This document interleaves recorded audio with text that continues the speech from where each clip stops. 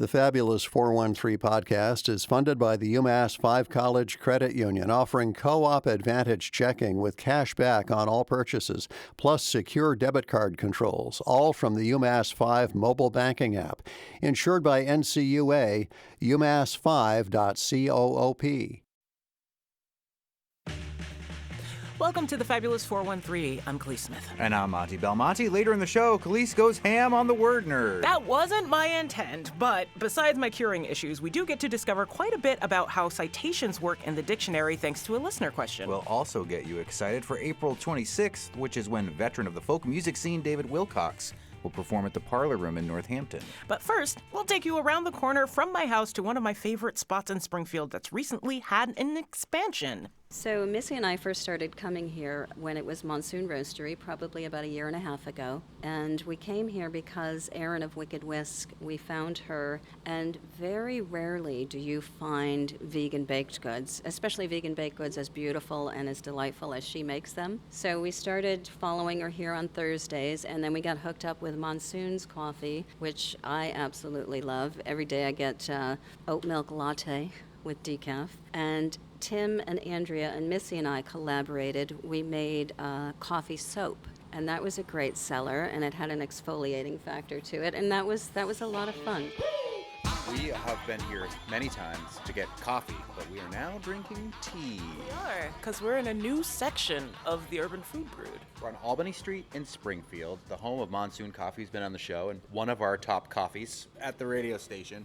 But we're drinking tea from a new business, Forest Dough Botanicals. It's part of a dream team of a bunch of different businesses that have occupied this space here at Gasoline Alley on Albany Street. And we're kind of just continuing the spirit of the philosophy that went into building the Urban Food Brood to begin with. You know, in the Urban Food Brood, there's Monsoon, there's our friends at Corsello Butcheria. The Freeze Man, who does freeze-dried fruit. There's now Nosh Bakery, and Wicked Whisk, that makes like really delicious vegan stuff, and more. And so now more businesses have crammed into this relatively small space on Albany Street, but makes it for a really fun marketplace environment. And there's a whole basement. We're here with two of those business owners. Hi, I'm Kate Forrest. Hi, I'm Missy Doe. We're from Forest Dough Botanicals. Now I know where you got the name from. And what's your name?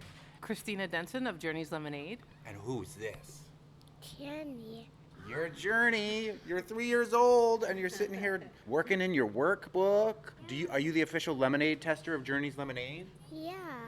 Oh my God. I'm sorry, I've been consumed with cuteness. This interview is now over. Hope there wasn't any information you wanted to actually give us. We're just going to talk to Journey about finishing their business taxes today. I just melted. This is pretty brand new, right? What was the soft opening, like March 28th? Nice. So March 28th, 29th, but I opened the week before and was ready for business and made a few sales prior. So the other two businesses that are in here are Ceramic Panther Vintage, which got some nice coverage in The Republican and Mass Live the other day, and has some really cool things here, including a California Raisins t-shirt. And an Elvis on Black Velvet, both of which I have my eye on. Wait, there's an Elvis on Black Velvet? Yeah, see it over there? Oh my goodness. I already have one, so I don't really need one, and my wife probably does not want me to get another one, but... Whatever. And then there's Hoppy Sauce, which is a hot sauce kind of place, or what's their story? Christina? It's hop-infused mustards and barbecue sauces. Oh. It's really, really good. I use it a lot to marinate my meat with. Nice. Yeah. The gentleman's name that runs Hoppy Sauce is Justin. Justin Hoppy? No, I was just kidding. We're the Forest Dough Botanical and the Journey's Lemonade. Everybody's got their name based. I think that'll be perfect. And we already had Monsoon Coffee, which comes from their name too. Yeah. Not from a terrible weather event. No. Tell us about the mission behind Forest Dough Botanicals. You've been doing this previous to having a retail space. Botanicals are really important to us, and they have such a healing property. And back in 2015, I was diagnosed with thyroid cancer, and all is well now. But at that time, Missy and I decided, okay, no more conventional products because they just carry so many toxins, which are bad for our bodies and bad for our planet. And planet care has always been really important to Missy and I. So once all of this came together, we decided, okay, let's do organic, let's do plant-based, and all of our ingredients are just plants. We don't use any harsh chemicals, no synthetic fragrance, no artificial colors, no petroleum-based products ever, just pure, skin-loving, earth-caring plants that are better for your body and better for our planet. I notice over on your rack that your oils and your soaps have to cure. Why is that? There's a method called melt and pour, which we do not do. It's basically you can kind of already buy the soap mixed and you can melt it and you're going to pour it and it's going to be ready to go and ready to cut. This is a process, right? So what happens is the soap, it's almost like a fine wine. The soap has to sit, it has to cure, it has to meld, right, with all of the beautiful ingredients so that when we do use it, it's its best soap it can be. And they say about 3 to 4 weeks for curing with the ingredients that we're using. And it's definitely a patient process because when we first started out making it, I was like, I can't get soap right away. I was like, no, right? And that's kind of the practice that we try to teach others too, is like bringing mindfulness and patience into our lives and bringing it into our products that we sell. You are a phys ed teacher and you teach mindfulness at a school?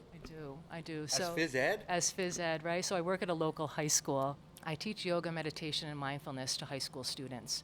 It's actually a part of their PE. So they have a choice whether they can take regular PE class, they can take a strength and conditioning class, or they can take a yoga class, providing that safe space for students to learn and grow, and also incorporating health and well-being in holistic approaches. As opposed to just like picking up a dodgeball and throwing it as hard as you can at somebody else on the other side until they cry. But remember, dodgeball is a sport of violence, exclusion, and degradation. Jim has come a long way. Jim has come a long way. Let's talk a little bit more with one of the other businesses here at Gasoline Alley Marketplace on Albany Street, next to the Urban Food Brood. Christina and 3-year-old Journey with Journey's Lemonade. Tell us about your vision behind your lemonade stand here. Did it start with Journey out by the side of the road, like with little paper cups? Not yet. But realistically, I started this business because I wanted to give her something. Like, I wanted to give her something that she can grow into, but also teach her that she doesn't have to work for somebody. Like, she can start something herself, and starting that early on would be super beneficial to her. And something as simple as lemonade would be very easy for her to get into, but I know that there are a lot of other, lemonade brands out there, so I just figured, like, how can we make this unique? How can we make this different? How can we stand out? So that's where I came up with the idea of grilled lemonade, which is basically just grilling some of the ingredients before turning it into lemonade, so it has that smoky, robust flavor, and it really helps our business to stand out. This is going to be a question for both of you, but where were you selling your products before getting now brick and mortar here at the Urban Food Brood? Christina from Journey's Lemonade? So we were actually only located at different pop-up and festival events. We were located also at Bay State Hospital every Wednesday, selling to the doctors and nurses. Nice. So this is a big advantage for us to have a brick and mortar now. What about Forest Dough? We made our first batch of soap in February of 2023. So Missy and I converted a 2016 15-passenger transit van into our tiny home on wheels and went cross-country that summer. And while we were in Bellingham, Washington, we love farmers markets, and we try to support farmers markets in every state we go to. And we met this beautiful woman named Em, and made a magnificent connection with her. And she made organic soaps and salves and serums. And Missy had always wanted to make soap. So for her birthday, I bought her a Zoom workshop with Em on how to make soaps. It was such a surprise. I was like, what a cool thing to just make our own product, right? Just to make our own product and see what it's like and use it. And we've kind of dabbled in a little botanicals prior. She ended up getting me this lesson, and we Zoomed, and we made soap together, and it was just a beautiful experience. And to be able to use the product that we created, and then after that, we're like, wouldn't it be really, really cool to do like a craft fair? So my high school was organizing a craft fair, and we joined, and it was pretty good. So we said, you know what, let's start making product, and let's start making a little bit more. Now we're down that alley. Now here we are. You went down that alley all the way to Gasoline Alley. Yeah. We sure did, and we've landed in the beautiful marketplace here, with everyone else, and it's just a great collaboration and a beautiful community to be a part of. You started with soap, but there's so much more that I see on this counter, and I'm drinking your tea, which is definitely not soap. What are the other things that you are making here at Forest Dough? Em had shared with us how to make face and body serum and beard oil. Those are two of our products that we make now. We take the botanicals, chamomile, calendula, and yarrow, and we infuse it into extra virgin organic olive oil, and then we meld that with a plant wax, and that's the salve that you see over there in the little 2-ounce tin, the yellow wax, and that is such a magnificent moisturizer, sore muscles, sensitive skin. We've got a soothing formula. We have so many different kinds, and we just added a relaxation roll-on, which people absolutely dig.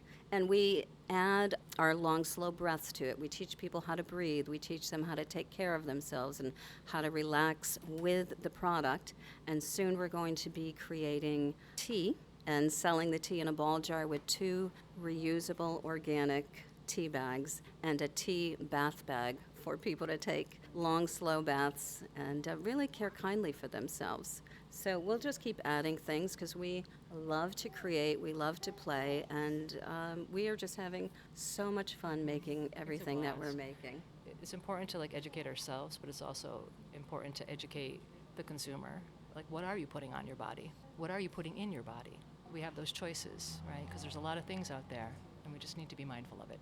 To that end, and that's the Forest Dough folks, the power couple.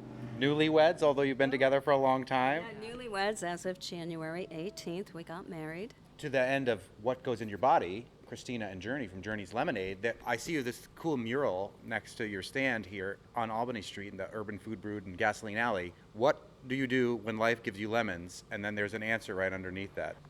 Ask if they're organic. So you're using organic lemons to make your lemonade? It really depends, but that answer was written by Kate from Forest Dough Botanicals. Shocking. Speaking to what you put in your body is actually kind of connected to what got put in this space too. A lot of the setup here has been reclaimed from other buildings here and various places around the valley and beyond. Talk about setting up this space.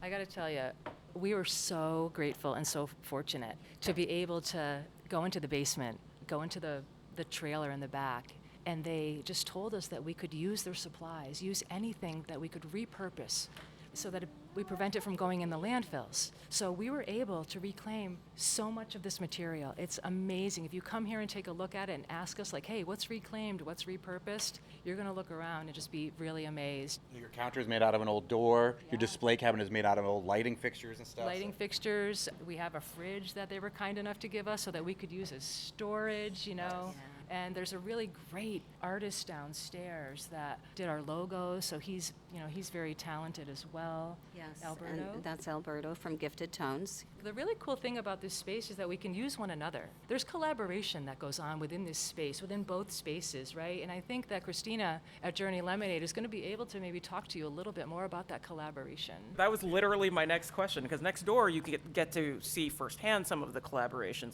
Corsello will give meat to Nosh and they'll make sandwiches with it, or Wicked Whisk will make something and it'll be coffee infused from Monsoon. Talk about the cross-pollination that happens in this space and how it relates to you. Yeah, for sure. Specific to Journey's Lemonade, so I am working with Happy Man Freeze Dried to produce a powdered lemonade option, which is really cool, has an extended shelf life. And he's another one of the businesses here. Yeah, also located at the Urban Food Brewed on Albany Street in Springfield. I'm also working with him as far as making the garnishes. We're working with Corsello Meat as far as having a lemon pepper seasoning option. It's just so much collaboration that happens at this building. It's very resourceful. Everybody can resource different things from another business here. So it's shopping local, but collaborating locally. She says as the 3-year-old Journey. Journey's around your lap. Journey has gotten just a little bit wiggly. You also have really interesting flavors and flavor names of some of the lemonades that I see on the sign over there. Yeah, so Plain Jane is our original lemonade. Most of our lemonade does have ginger in it. We also have a Kiki Palmer, which is like an Arnold Palmer, but with ginger. This one has a little sweetness to it. I love it. Already a better name. Yeah, I heard some interesting things about Arnold Palmer recently. Yeah, no, we definitely try to culturize a lot of our products and just make it trendy, unique, all that jazz. Yeah, like jalapeno dragon fruit with pineapple. I mean, come on.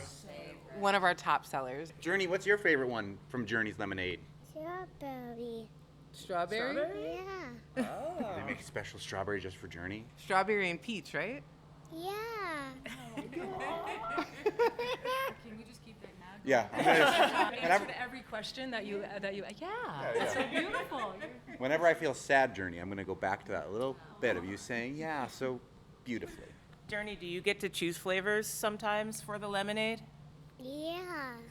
She said it again. We're easy to please, Journey. You're just making our day. Are you able to source any of your botanicals locally? Yes, we do. There's a community care apothecary, and it's run by a lovely human named Reed. Yeah, Reed's Place is just a really cool vibe up there in Florence, and so we'll use their products. We also, this summer, we're actually going to be out at Sawmill Farm. We're trying to support Sawmill Farm a little more. We actually bought some herbs and vegetables to plant at our home, so we want to try to support them a little bit more as well. And also Foxtrot Farm is another lovely farm in the area that is pesticide free, so that's important. So yeah, we're gonna get out there and harvest with them, and hope to support them a little bit and buy from them. We're here in the middle of April, but you have the grand opening is coming up at the middle of next month, right? May 18th, it's our grand opening, and it's a grand opening for the entire campus. So here in this portion of the campus, we are the marketplace at Gasoline Alley.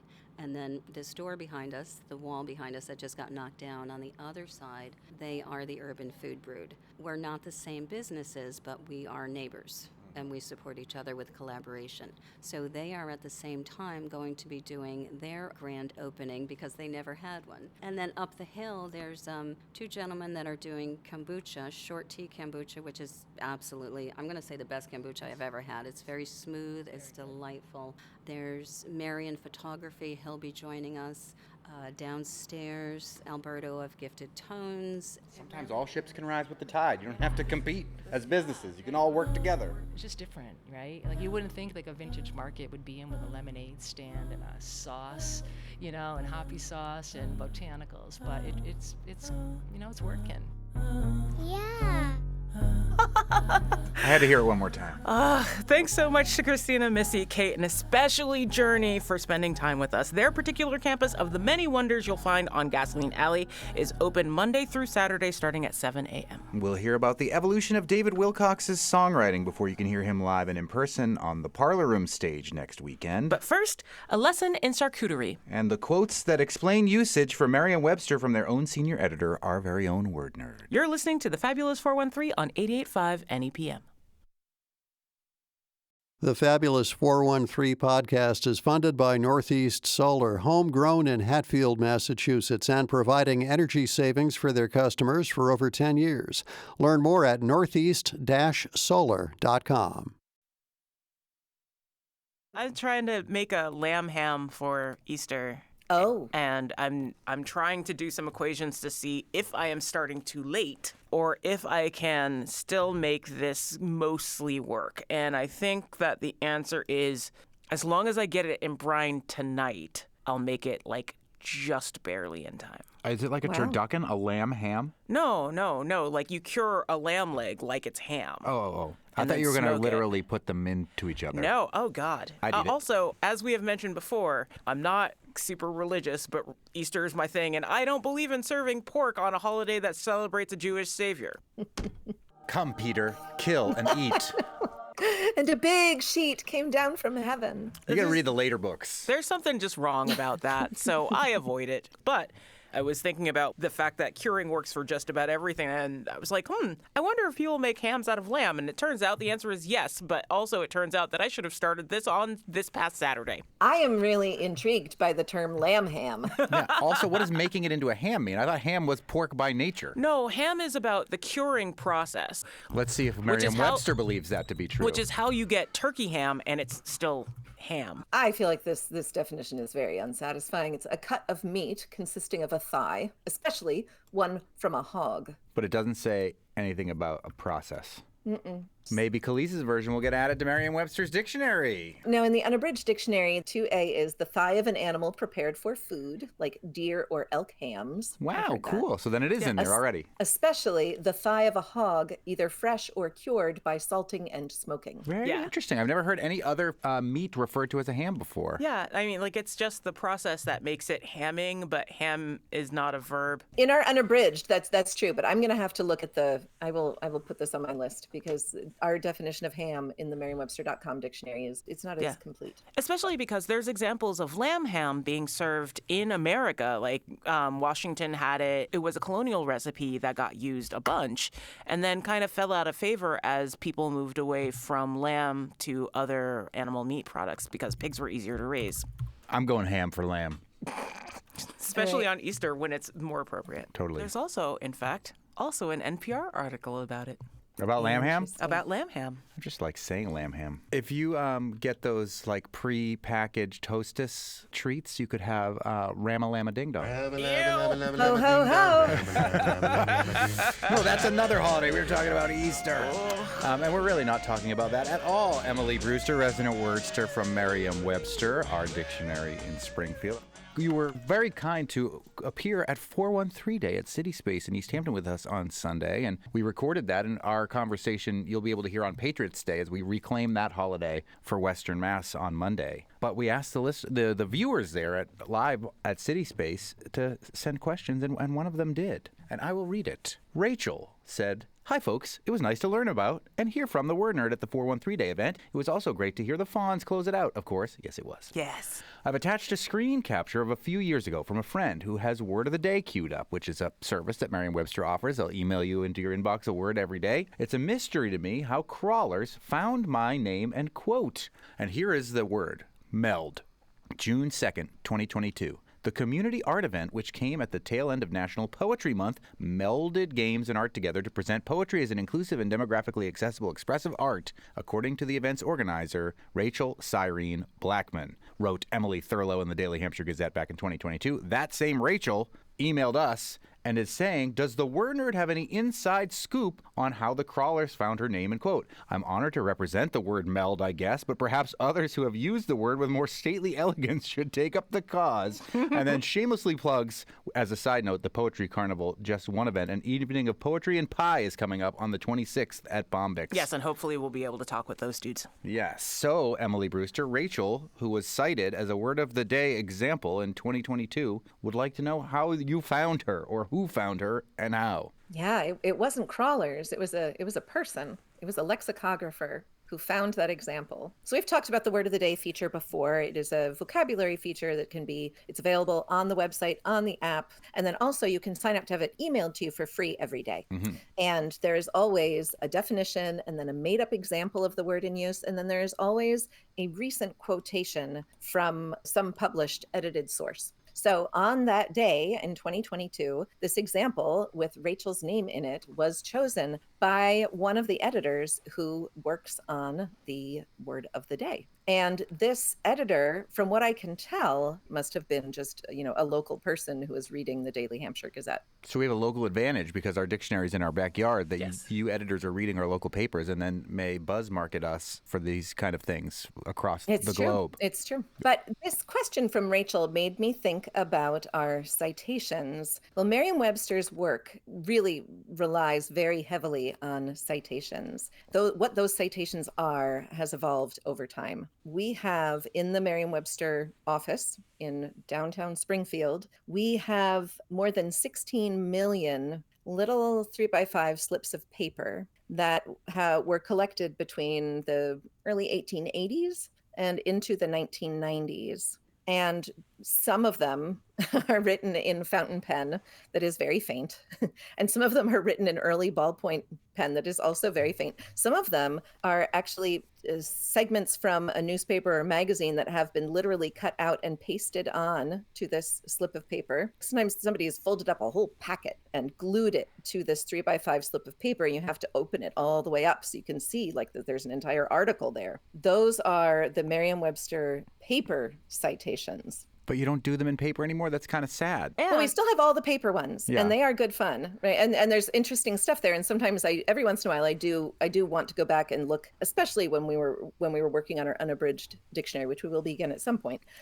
There would be times when I would need to go back and just see, okay, what was the backing for this particular sense when this definition was drafted in 1930? But since the 1990s, we have been collecting citations instead in a digital form, which means that I can work from home, which means that people, lexicographers can be all over the United States actually and still working for Merriam-Webster, because we can now access this electronic database, which is really, it is far more convenient because you can search for any word in the citation. When you're dealing with the paper citation files, you've got the word that it's filed under, but if you have an electronic database, then you can also search all the other words that are on that same little citation. We have, since the 1990s, we've been collecting them electronically, and a lot of the paper ones have also been input. They've been typed and entered into the database. So we have in our own citation files more than 100 million words that we can search.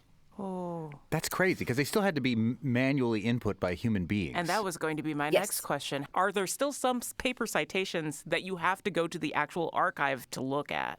Yes, some paper citations have not yet been entered digitally. Those lexicographers from across the country have to call Emily Brewster and be like, can you go down to the Springfield office and just look this up? I don't want to fly to New England this week. Can you just go down and look at the thing for me? But honestly, it's not very frequently that we need to access something from, the early 20th century that's only on this one citation, because since we started collecting these citations in the 1800s and then started digitizing them in the 1990s, the entire internet has happened. Many of the sources that are addressed by this paper citations are also available on Google Books. Do you foresee a time, Emily Brewster, resident wordster from Merriam-Webster, where AI bots are actually crawling and making up these citations, as Rachel, who runs these poetry events, the poetry carnivals and things that were cited back in 2022, was guessing that was how she was included in the Word of the Day citation?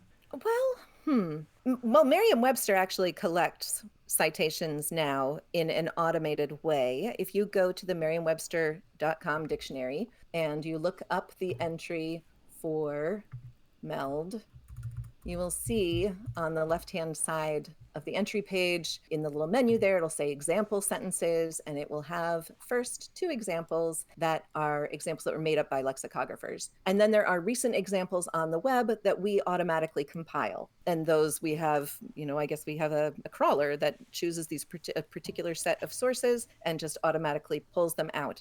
So if I wanted to spam Merriam-Webster, I could just keep typing the same word in sentences and put it on the internet over and over again, and then see myself on the crawl on whatever favorite word I had, which currently is Uranus. Isn't it Uranus? Well, if you're not fun. No, because our crawler crawls particular sources. Okay. So I need to find those sources, become a writer for them, and then spam the dictionary. Need to get published by them, with my all favorite of them. planet. This recent examples on the web is a relatively new feature for Merriam-Webster, and I have been working on the word of the day for a relatively long time. And, originally, until we had this feature, finding a new example for a new word of the day might require me getting to my desk and opening up my copy of the Daily Hampshire Gazette. And now chances are I can find an example that our own crawler has found. Wait, does this mean then that you are indeed the person who on June 2nd, 2022 found this example of the word meld in the Daily Hampshire Gazette and cited Rachel Cyrene Blackman, who emailed us this question? I could find that. I didn't find that out. It's possible. Let me look at the calendar. Wouldn't that be fun? That would be fun. I was not the editor who chose that example. Oh. I think at this point I was already it was my job to just edit everybody else's word of the day, so I wasn't actually choosing any of these at this point. Darn it. That would have been so much fun. And that's still my job. I don't get to do the fun part anymore. I just get to take the ultimate blame for any typos. Oh. Well, there have been some typos in the Daily Hampshire Gazette lately too, so don't feel bad.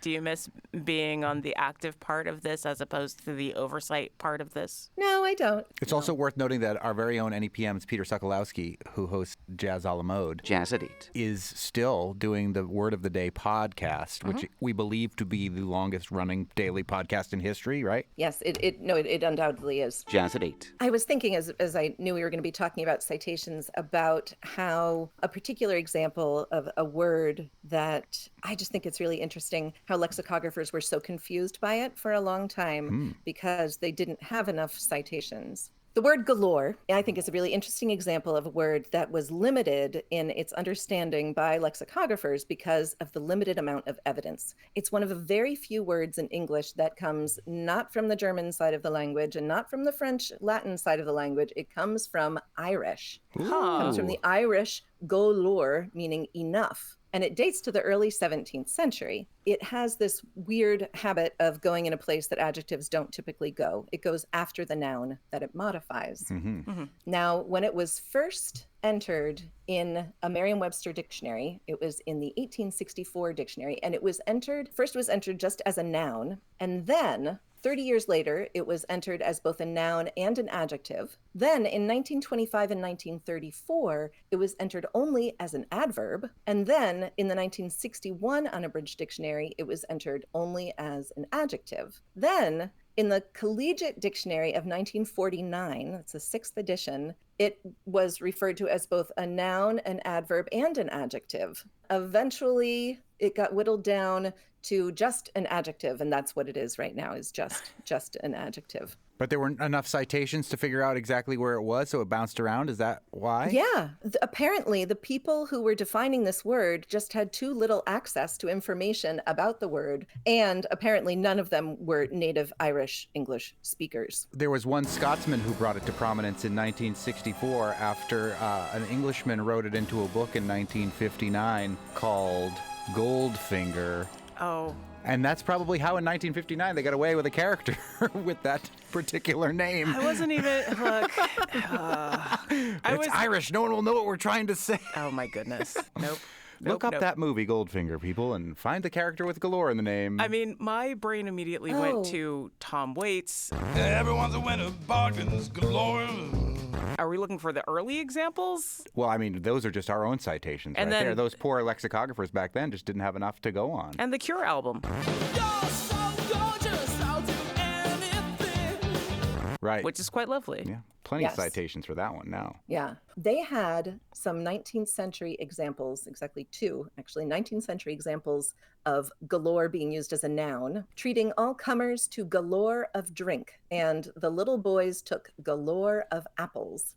I like this way of using it. That's so cool. Yeah, it's interesting, right? The noun is now rare, but it was perhaps less rare. It's been around for 150 years, but there were still plenty of times in those intervening periods when I really think that the lexicographers were very limited by the scarcity of the evidence they had. And now you have citations galore. We have citations galore. We, in fact, Yes. have a galore of citation. Yes. There's no paucity of citational evidence these days. And you never know. You may find yourself as a citation in the word of the day or beyond from Merriam-Webster, which happens to be here in the 413 in Springfield. And one of these word of the day editors may open up a newspaper and, like Rachel Cyrene Blackman on June 2nd, 2022, find themselves cited for a citation for the word of the day, which on that day was meld. Emily Brewster, thank you for elucidating and answering this question for our listener who was at the 413 Day celebration on Sunday. Yes, and if other people have questions too, we'd love to have them. You can email us those questions, thefab413@nepm.org. Yes. Thank you, Emily Brewster. Thank you, Monty and Khalees. Now off to figure out if I can actually make this ham happen. A lamb ham happen. A lamb ham happening. A lamb ham happening. Wow. There is something euphonious about Yes. this. And then it makes me think of like ham-handed, Yeah. ham-handed lamb ham, a ham-handed lamb hammer. Ham-handed lamb hammer. Wow. That's the sound. That's the sound of a ham-handed lamb hammer. Ham-handed MC lamb hammer. Up next, a stalwart in folk music for the past 35 years is making a stop in Northampton to perform at the Parlor Room. We'll have a conversation with David Wilcox. We promise no lamb hams. You're listening to the Fabulous 413 on 88.5 NEPM.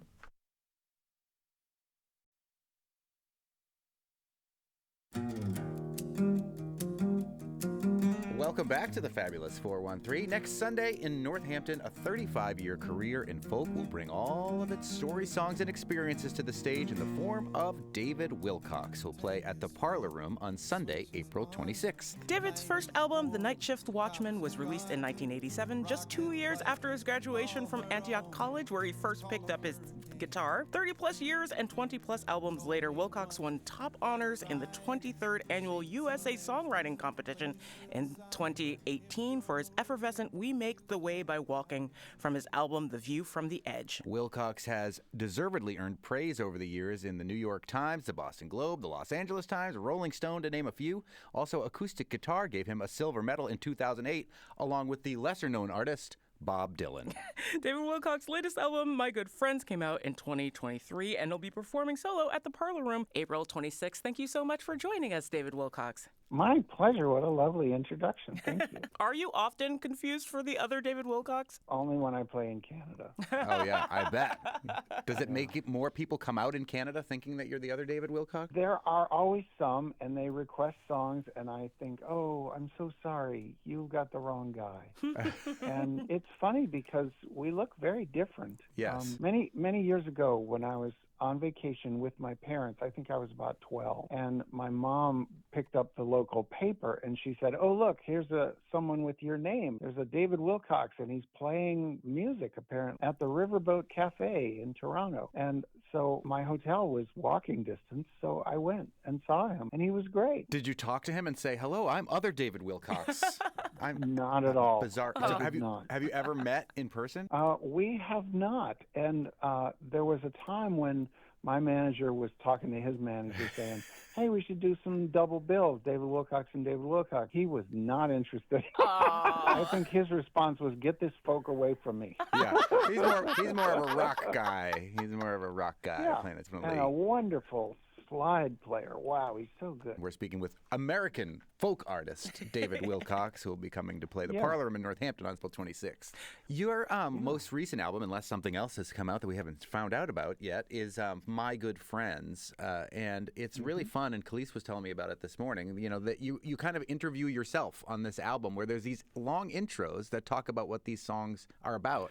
I'm grateful for this song, Calling It Brave. It really brings to my attention a part of my life that I really want to do better. It's a song about my brother. It's all true, even the 550 miles. That's the exact distance that I was away from where he was. And I have always had a distance from my brother. And it goes back to, well, the story's in the song, but it's a long time ago now, and I should be able to get over all that or get through it. And this song is helping me do that. So I'm grateful for this song. I can't think of another artist who has done this in an album. There is a version on Spotify that's just the songs. Since digital real estate is relatively cheap, there's this parallel version that has this sort of guided tour. And I think it's fun to listen to a couple times. But then once you know it, I like to stick to the song. And I've done that before. I've had CDs, like there's a CD called Live Songs and Stories, where each song has the thread that weaves through the whole record that goes song to song, idea merging into the next idea. And I love that kind of big arc of a story in a night of music. And I've always sort of had a lot of fun putting introductions to songs that make them fit in a particular context. The song can change a lot depending on the intro. You can set it in different moods, refer to different political things or emotional things. It's wild how a song can change that way.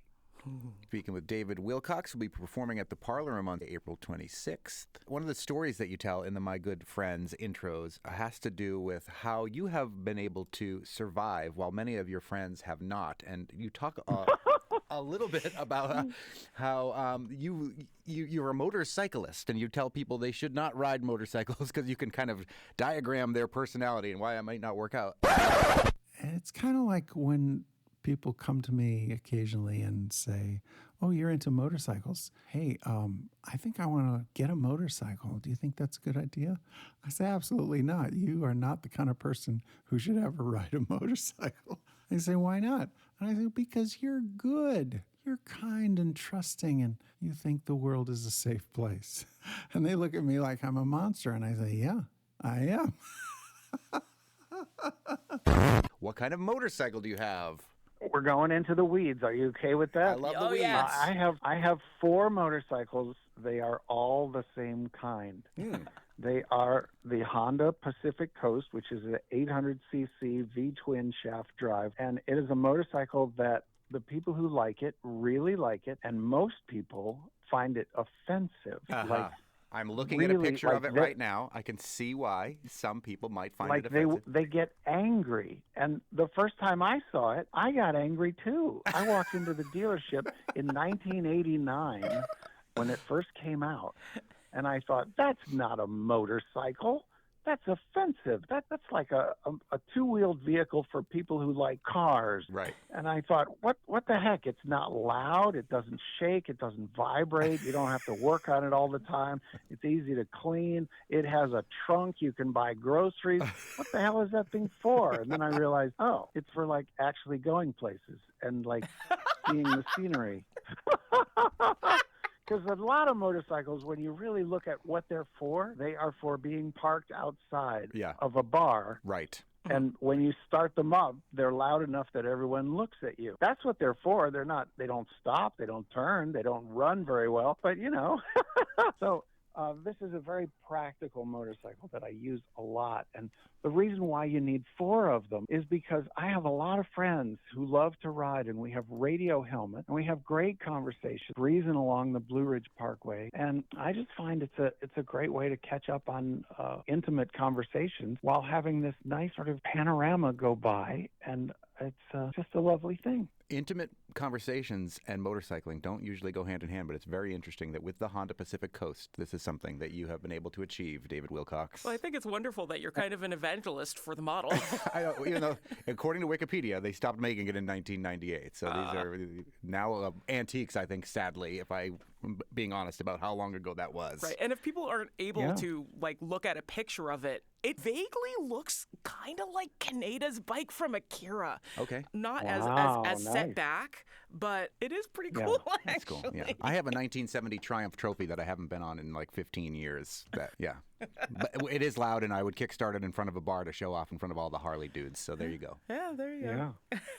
I'm curious about your songwriting. I've read that you write songs that you would want to hear with messages that are important to you. But what has changed about what is important to you to put in song over the past, let's just say 10 years? We won't even go all the way back. Well, I think the biggest change is songs about what I'm calling some sort of emotional alchemy, or perhaps even metabolizing old pain into compassion and energy and vision. I think music has this ability to safely go into these places in our past that may be filled with some kind of trauma or old pain. And it's sort of like cardio spelunking. With a top rope, you're safe. You're not going to fall in there and die. And you have the world's best flashlight, which is music, which shows you what you were afraid of before, but in a different light. And with that different light, you can come back out of that adventure with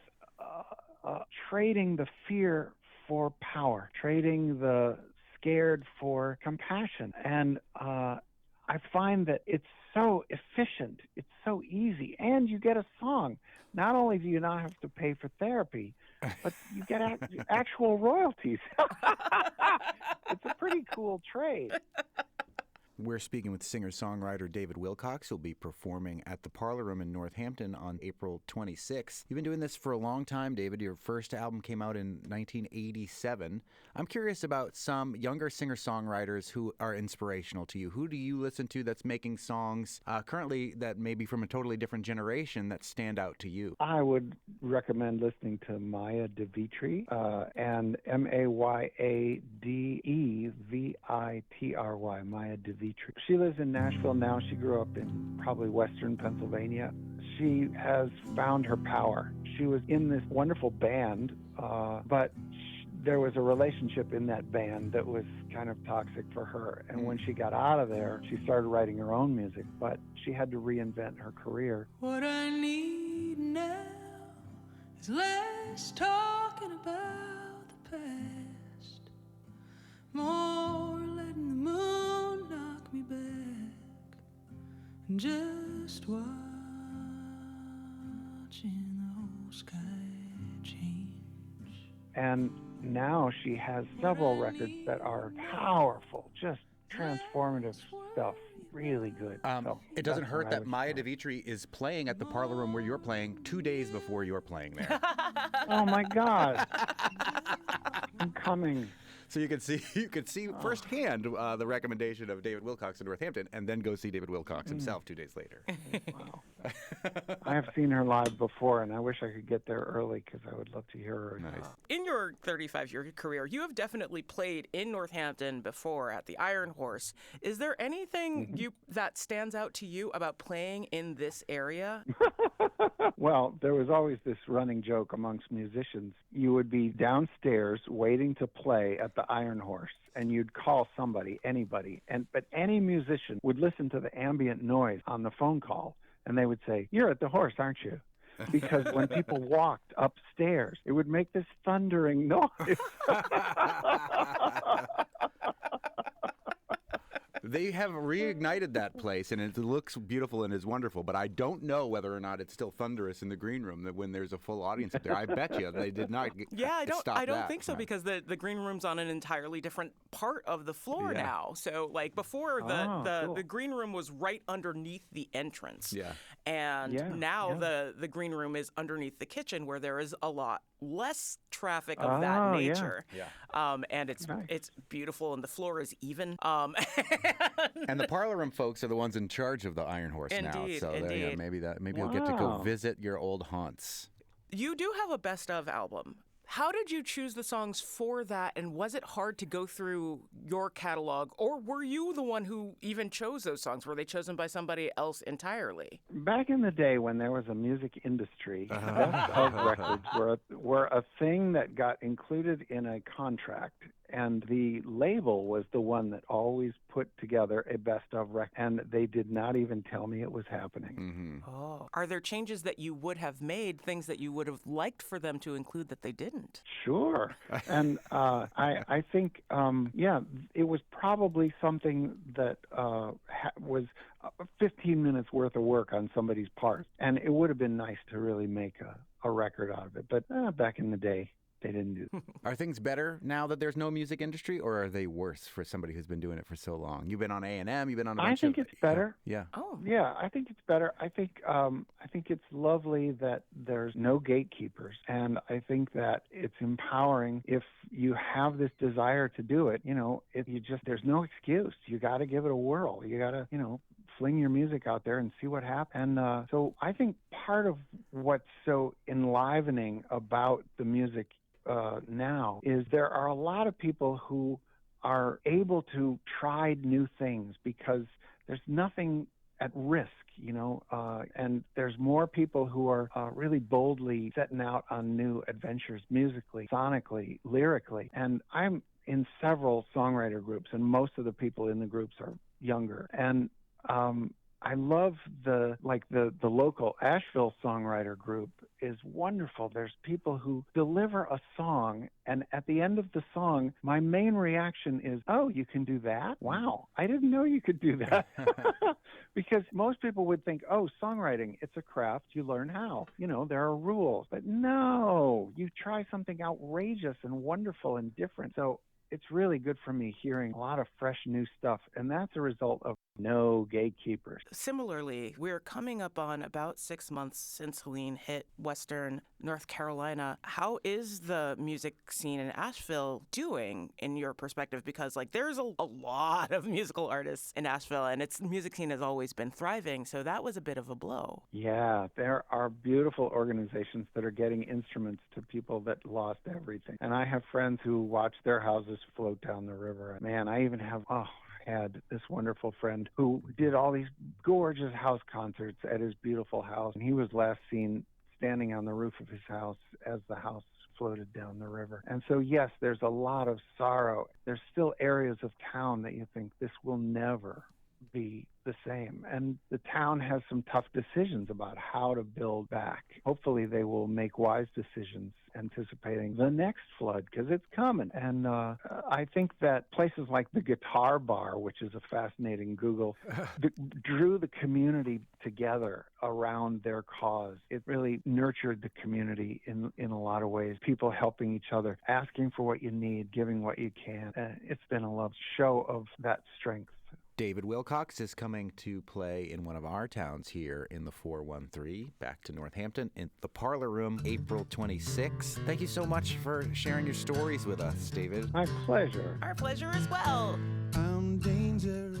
As always, you can grab tickets and get more information on both David Wilcox's and Maya DeVitri's shows happening next week at parlorroom.org. You're listening to the Fabulous 413 on 88.5 NEPM. Still on the ground. Not there. Oh, look behind the veil.